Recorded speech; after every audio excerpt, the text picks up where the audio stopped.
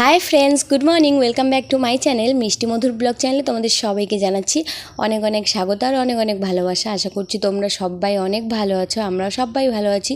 তো সকাল সকাল ঘুম থেকে উঠেই দেখি, মানে সবার আগে আমি ঘুম থেকে উঠছি, বাড়ির কেউ এখনও উঠে নেই। তো আম দুইটা উঠানের মধ্যে পড়েছিল, আমাদেরই গাছের এই ঘরের পিছনে একটা গাছ আছে। তো আমগুলা টিনের মধ্যে পড়ে, ছিটকায় এসে উঠানের মধ্যে পড়ে থাকে, প্রত্যেক দিনই পড়ে। তো আজকে আমার চোখে পড়লো, ওই জন্য উঠায় ঘরের মধ্যে রাইখে দিলাম রান্নাঘরে। আর কালকেও কয়েকটা জেঠিমা আম দিছিল, তো সবগুলো আমি কাটবো, একটু পরেই কাটবো আমি সবগুলো আম। তো এখন বাসি কাজগুলো আগে সেরে নিই, তারপরে আমগুলা কাটবো। তো এখন আমি বারান্দাটা ঝাড় দিয়ে নিলাম, আর বারান্দাটার মধ্যে দেখছো কত জল জমে থাকে। তো জলগুলো সব ঝাড়ু দিয়ে ফেলাই দিলাম। আর তারপরে যে দেখলা তোমরা একটা সাদা বালতি নিয়ে কি কুড়াচ্ছিলাম উঠানের মধ্যে, সেগুলো হচ্ছে পাতা। কারণ পাতা পড়ে থাকে উঠানটার মধ্যে অনেক, আর পাতাগুলো না ঝাড়ু দিয়ে যায় না, উঠানটার মধ্যে এক সাইডটা তো এমনিতেই কাদা, তো ঝাড়ু দিয়ে যায় না। ওই জন্য পাতাগুলো আগে বালতির মধ্যে সব কুড়ায় কুড়ায় নিয়ে ওইদিকে ফেলাই দিলাম, উঠায় নিয়ে ফেলাই দিয়ে তারপরে ঝাড়ুটা দিয়ে দিলাম। আর এদিকে যে কালকের বাসি বাসনগুলো ছিল ওই বাসনগুলো নিয়ে আসলাম। আর এই গামলাটা দেখো, কালকে না এটা গামলাতে দুধ গরম করছিলাম, তো ওই জন্য গামলাটা সাইডগুলো পুড়ে গেছে। তো ওইটা মাজতে একটু সময় লাগলো, তো ওই জন্য একদম পরিষ্কার করে মাইজে নিলাম। সময় লাগলেও কি, একদম পরিষ্কার করে নিলাম। এই যে এই গামলাটা দেখো, এটাতে কালকে দুধ গরম করছিলাম। তো একদম হাঁড়ি টাড়ি সব কিছুই বের করে নিয়ে আসি, টাইজে ধুয়ে একবারে জল নিয়ে যাব হাঁড়িতেও, একটু পরে রান্না করতে হবে। আর কি বলতো, এখানে বাসন মাজছিলাম আর ভাবছিলাম কি আজকে কি সকালে খাবার করব। তো ভাবছিলাম যে আমগুলা দুইটা আম পাইলাম, আর কয়েকটা জেঠিমা দিছিল ওই দিন, ওগুলাও আছে। তো সব আমগুলা কাটবো, আর হচ্ছে আটা দিয়ে যে গলা রুটি বলে, ওই গলা রুটি বানাবো, ওটাই ভাবতেছি। মানে বাসন মাজতেছি আর ওটাই ভাবতেছি যে আজকে সকালবেলা খাবার ওইটাই করব। আর একটু পরে তো ভাত করতেই হবে, ওই জন্য একদম হাঁড়ি মাইজে জল টল সব নিয়ে যায় রেডি করে রেখে দেবো। আর রেডি করে বলতে কি, আমি ভাতের জল টল নিয়ে যাই, তারপরে এখানে চাল টাল ধুয়ে আমি ভিজায় রাখি, চাল বলো ডাল বলো ভিজায় রাখি, তাহলে না গ্যাসটা কম লাগে, মানে গ্যাসটা তাহলে কম খরচা হয়। ওই জন্য আমি চাল ডাল আগেই ধুয়ে ভিজায় রাখি, মানে রান্না করার কিছুক্ষণ আগেই ভিজায় রাখি, তাহলে গ্যাসটা কম লাগবে। এটা হচ্ছে গ্যাস বাঁচার উপায়। তো কি করব বলো, অনেক কষ্ট করে চলতে হয়, ওই জন্য এত বুদ্ধি করে কাজ করতে হয় যে যাতে একটুখানি মানে সঞ্চয় হয়। মানে যদি আমি চাল ডালটা ভিজায় রাখি তাহলে একটুখানি হলেও গ্যাসটা বাঁচবে, ওই জন্যই এভাবে করি। তো দেখো রান্নাঘরে সব বাসন টাসন একদম জলের হাঁড়ি ভর্তি করে নিয়ে রাইখে দিয়ে এখন আমি ব্রাশ বের করে এখন ব্রাশ করছি।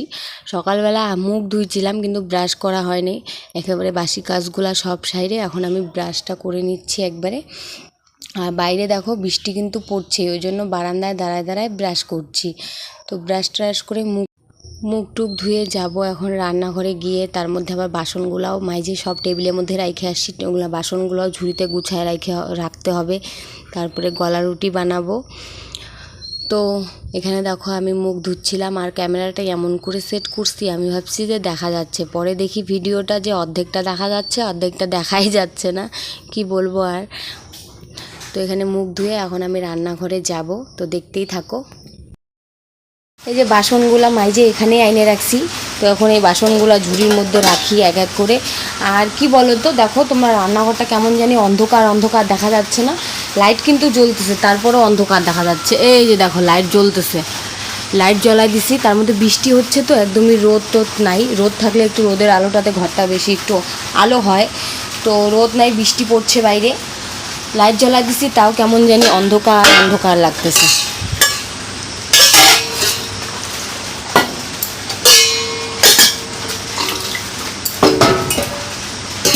গামলাগুলো থাক, এখানে চা বানাবো এখনই, থালা দুটো রেখে আসি।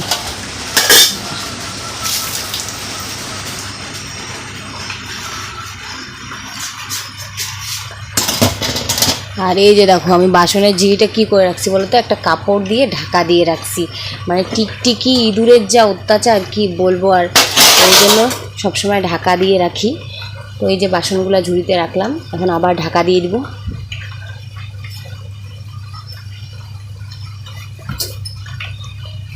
আর এই যে দেখো এখানে আম আছে কয়েকটা, জেঠিমা দিছে, আর গাছের আজকে পাইলাম দুইটা, আর জেঠিমা দিছিল, তো ওগুলাই কাটবো একটু পরে।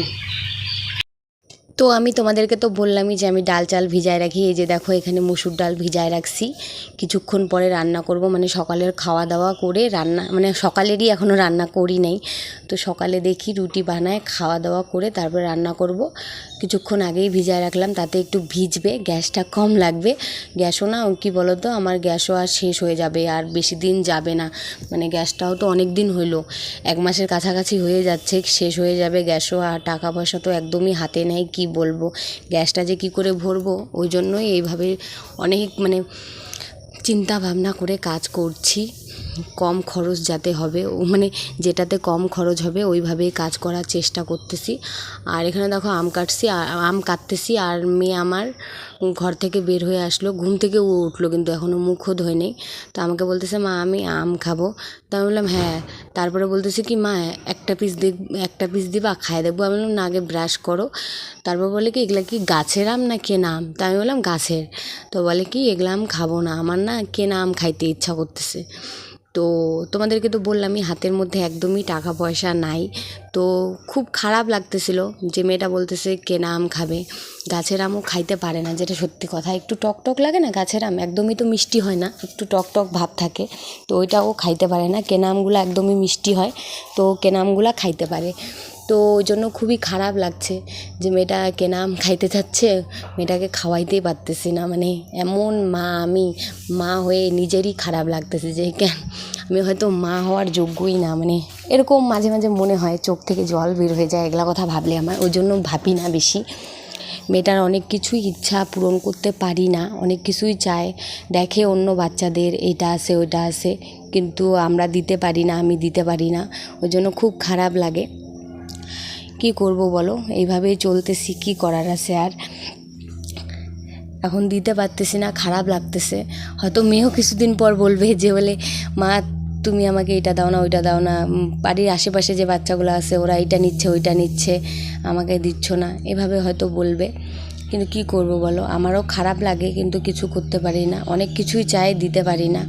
তারপরে গলা রুটি ভাজছিলাম, তো মেয়ে দেখে বলে কি, তুমি এগুলো কী ভাজতেছো? আমি বললাম রুটি ভাজতেছি, গলা রুটি। তো বলে আমি তো গলা রুটি খাবো না। ও বলতেছে আমি পাস্তা খাবো। তাই আমি বললাম আমার কাছে এখন টাকা নেই, যখন টাকা হবে তখন আমি নিয়ে আসবো। তো এখন ওর বাবারও কাজ বন্ধ, ওই জন্যই এত সমস্যাটা হচ্ছে। ওর বাবা কাজে গেলে তো এরকম সমস্যাটা হয় না, এখন একটু বেশি সমস্যার মধ্যে মানে যাচ্ছে দিনগুলা, খুবই খারাপ যাচ্ছে। তো ওইভাবে ওকে বলে রাখলাম। তারপরে তো খাবে না বলতেছে, আম তো খাইলই না, বললো যে খাবে, কিন্তু তারপর বললো যে না খাবে না, ও কেনা আম খাবে।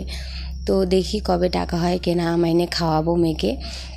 আর গলা রুটিও বলছিল খাবো না, তারপরে জোর জবরদস্তি খাওয়াইলাম অর্ধেকটা। এখানে মেয়েকে ব্রাশ করাই দিচ্ছি।